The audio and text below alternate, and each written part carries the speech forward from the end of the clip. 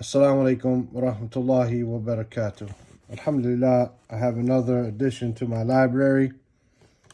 I actually bought this a few weeks ago at the book fair, which I made some videos about. But I did not open it just due to being busy with other things and knowing I wasn't going to get to it right away. So I left it for a video like this. Alhamdulillah, however, another brother I know bought it, and I was able to thumb through his and look through it, and I did some follow-up online to find out more about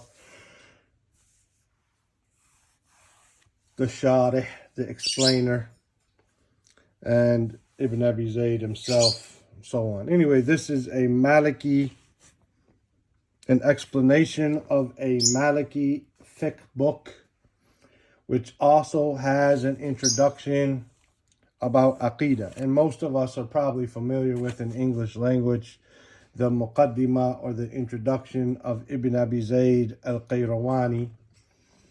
Sometimes it's translated as the Creed of Ibn Abi Zayd al-Qayrawani because the introduction deals with matters of Aqidah.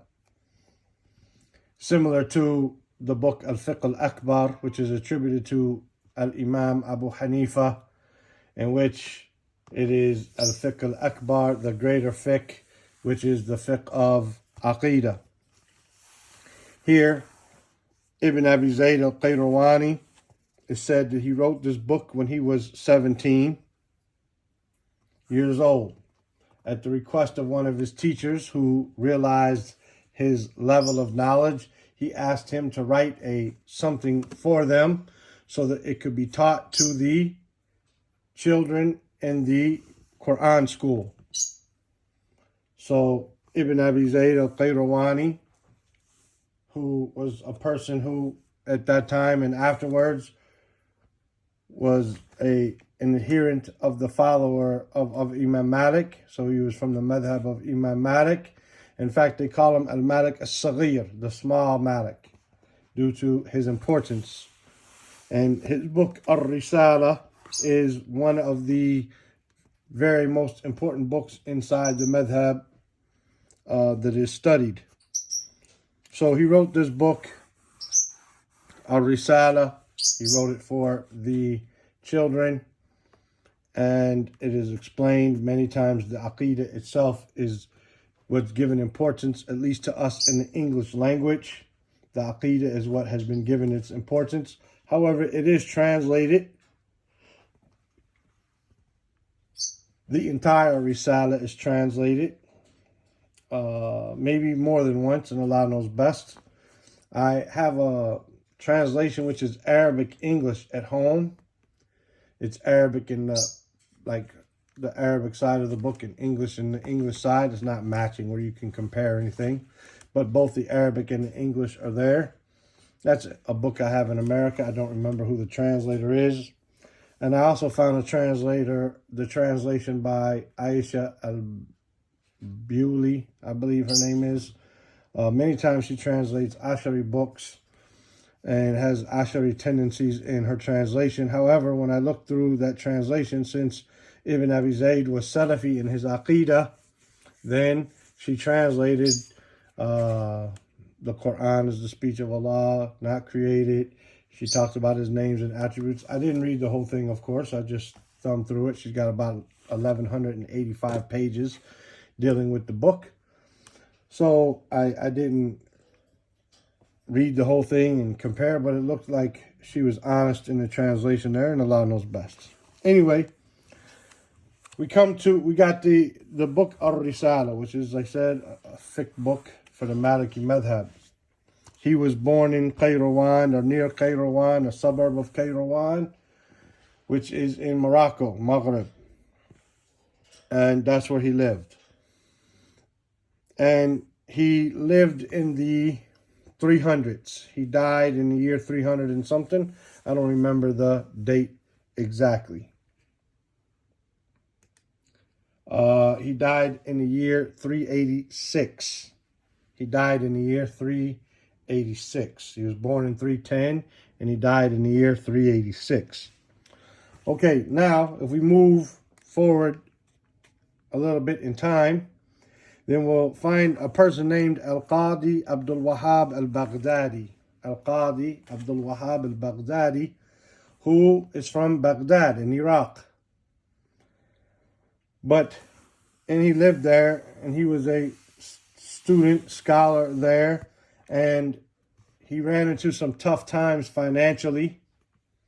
And in order to preserve himself from becoming someone poor or maybe doing something that was not of his status as a scholar, then he moved to Misr. He moved to Misr. And he lived in Qahira. And while he was in Qahira, Ibn Abi Zayd, the author of the book, sent him some money, a nice sum of money, and a copy of Ar-Risalah. And he sent him a nice sum of money in order to help him, knowing his level and his status and knowing that he had made hijrah. So Abdul Wahab al-Baghdadi said, I need to do something to thank Ibn Abi Zayd for his gift to me.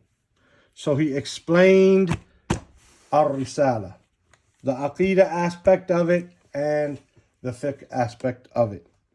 And he did so in what has now been turned into 12 volumes, Ithna Ashara Mujalladan, along with the tahqiq and everything else. So let's take a look. This is the story of the book. Let's look at it, inshallah ta'ala.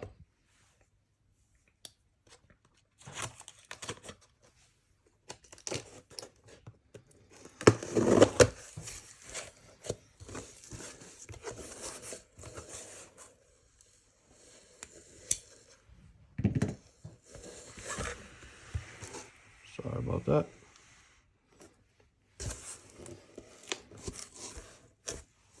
This is what it comes like in the box. Let's turn it over. Make it easier to get out.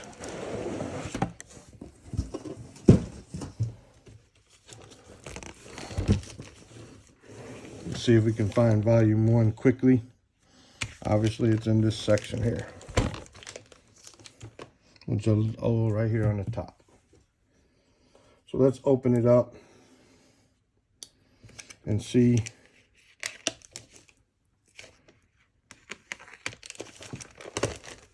what it looks like.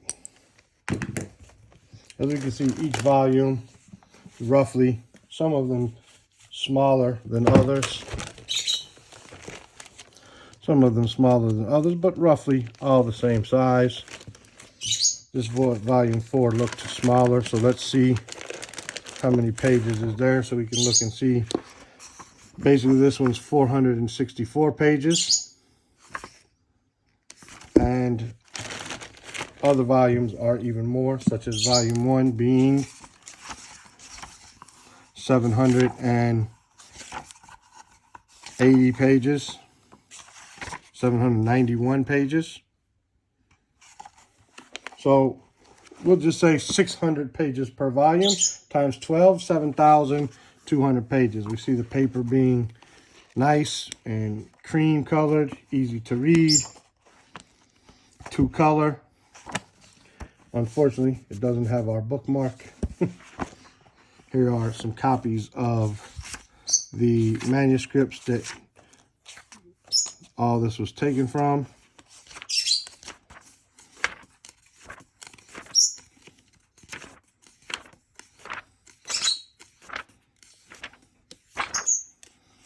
As we said, and it explains inside of here the work of the muhaqqiq, the one who prepared it, is the Ya'min ibn Qudur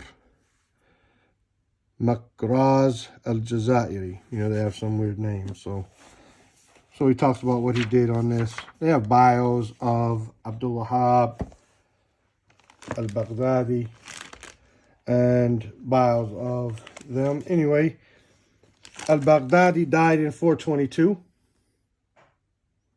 And we see that Ibn Abi Zayd died in 386, so they were contemporaries.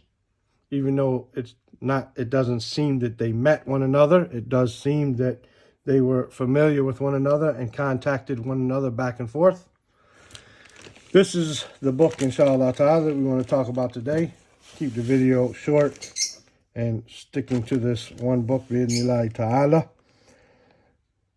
Maybe in the future, we'll be able to have a class from this book.